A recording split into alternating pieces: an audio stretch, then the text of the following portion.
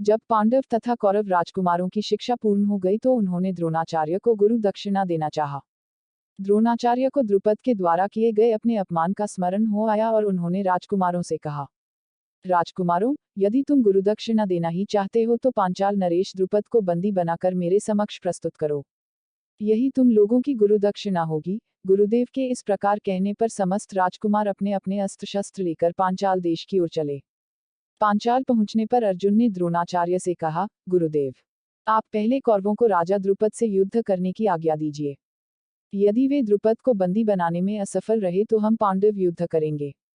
गुरु की आज्ञा मिलने पर दुर्योधन के नेतृत्व में कौरवों ने पांचाल पर आक्रमण कर दिया। दोनों पक्षों के मध्य भयंकर युद्ध होने लगा, किंतु अंत में कौरव परास्त होकर भाग निकले।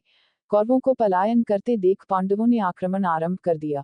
भीमसेन तथा अर्जुन के पराक्रम के समक्ष पांचाल नरेश की सेना हार गई। अर्जुन ने आगे बढ़कर द्रुपद को बंदी बना लिया और गुरु द्रोणाचार्य के समक्ष ले आए। द्रुपद को बंदी के रूप में देखकर द्रोणाचार्य ने कहा, हे द्रुपद, अब तुम्हारे राज्य का स्वामी मैं हो गया हूँ।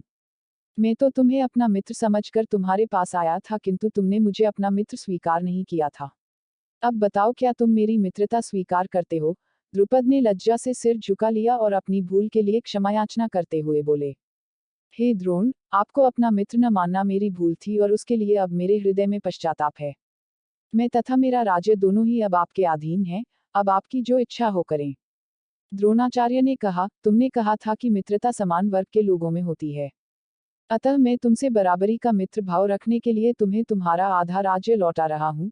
इतना कहकर द्रोणाचार्य ने गंगा नदी के दक्षिणी तट का राज्य द्रुपद को सौंप दिया और शेष को स्वयं रख लिया। कालांतर में पांडवों ने बहुत सी अन्य विद्याओं का अध्ययन किया। भीमसेन ने बलराम को गुरु मानकर खम्भ गदा आदि की शिक्षा प्राप्त की। इस समय तक युधिष्ठिर के गुणों की प्रशंसा देश देशांतर में होने लगी। समय आने पर धृतराष्ट्र ने युधिष्ठिर को युवराज के पद पर आसीन कर दिया।